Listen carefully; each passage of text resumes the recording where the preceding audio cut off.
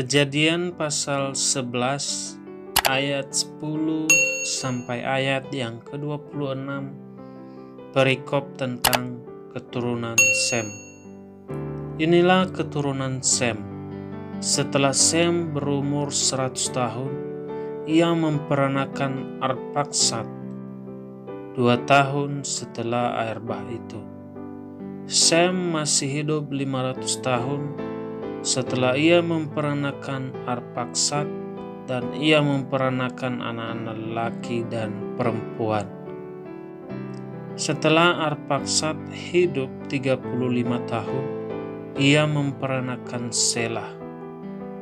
Arpaksad masih hidup 403 tahun setelah ia memperanakan Selah, dan ia memperanakan anak-anak lelaki dan perempuan. Setelah Selah hidup 30 tahun, ia memperanakan Eber.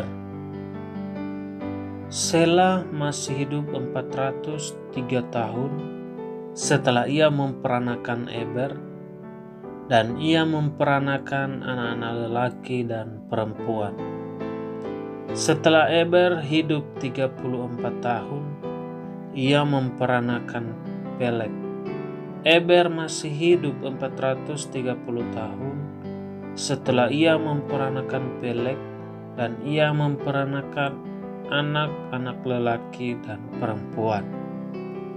Setelah Peleg hidup 30 tahun, ia memperanakan Rehu.